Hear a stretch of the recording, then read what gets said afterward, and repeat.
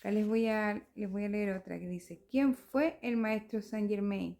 Reencarnaciones del adepto entre los años 303 y 1561.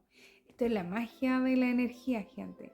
Parece muy loco como esta persona se iba a poder andar reencarnando de un cuerpo en otro.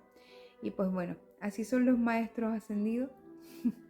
Ellos tienen muchos más poderes que nosotros acá los humanos que estamos habitando. No más poderes, es más conciencia. Me hacen como, no, es más conciencia, me dicen.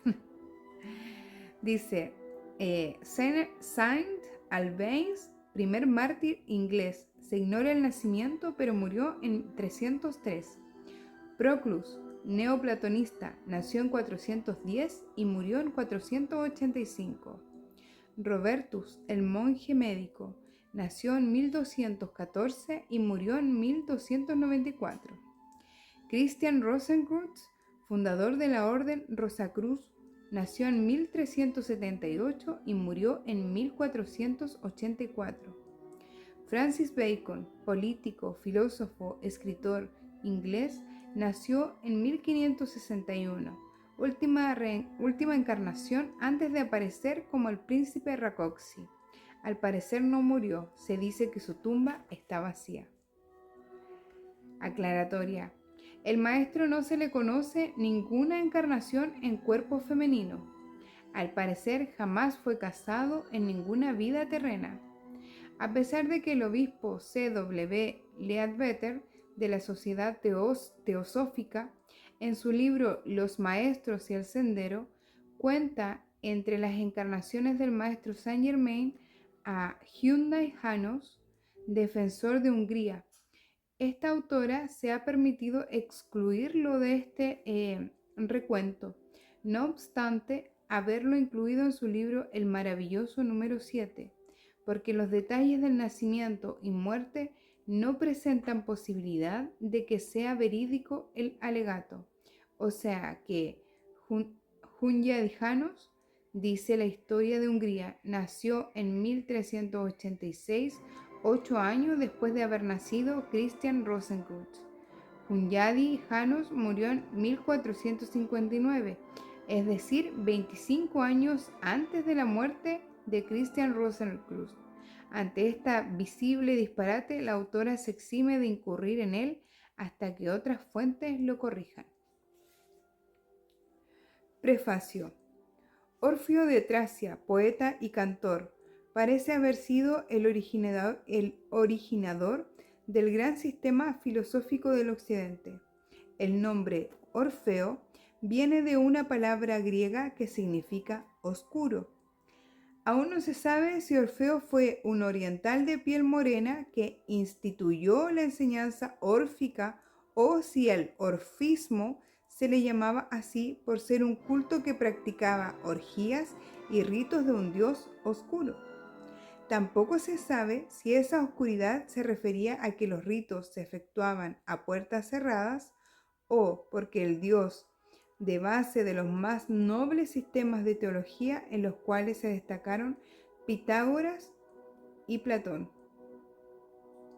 En Grecia el orfismo era abierto, ya que consistía en una religión y un culto de la historia divina con una multiplicidad de dioses, la cual con el tiempo llegó a ser denominada mitología griega.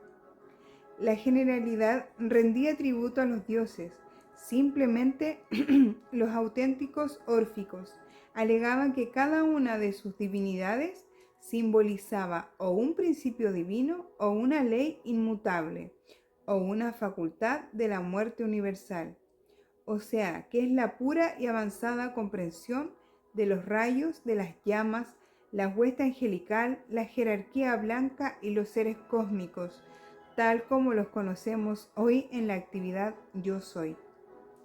El simbolismo es un irritante de la mente, la cual busca urgentemente una expansión, y a medida que los intelectuales griegos se iban dando cuenta de que su mitología era una especie de gran adivinanza que ocultaba importantísimas verdades espirituales, se entregaban a descifrar el rompecabezas con alma, vida y corazón.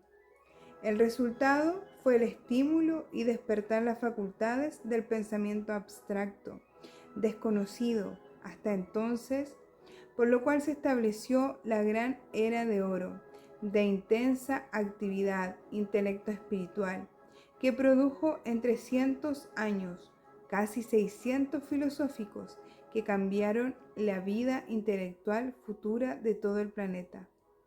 En Egipto crecía paralelamente la enseñanza esotérica, con su astrología y su magia astral denominada geometría, reservada exclusivamente a sus hierofantes y discípulos.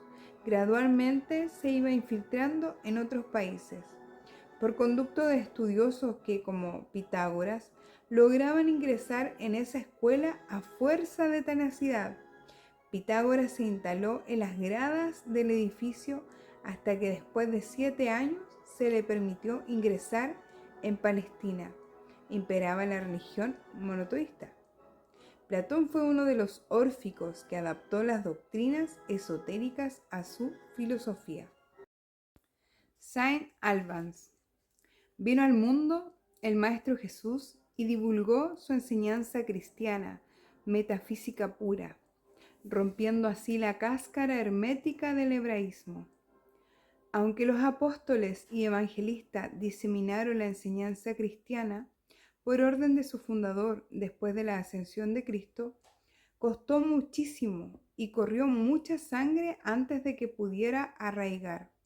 Como bien se sabe, quien le dio el mayor impulso fue Pablo de Tarso, medium, clarividente y claroaudiente, hoy en día el ascendido Maestro Hilarión. Aunque no conoció siquiera al Maestro Jesús, le oyó la voz y tuvo de él una gran manifestación en el camino de Damasco. El hilo de Adriana, que nos va a ir llevando y persiguiendo la trayectoria del Maestro Saint Germain a través de sus reencarnaciones en este planeta, siempre con el empeño de procurar mantener a nuestra humanidad en un mismo carril y sin desviarse. Nos indica que el Maestro, después de haber venido en el vehículo de San José para encauzar y proteger la vida de Jesús, fundador del cristianismo, o sea, el próximo paso en el sendero espiritual, encarnó a un niño anglo-romano en plena época de martirios y torturas de cristianos, con el fin de llevar sus potentísimas vibraciones hasta los confines del Imperio de Roma en la ciudad de Verulamium, situada en lo que es hoy Hertfordshire, Inglaterra, a 20 minutos de Londres.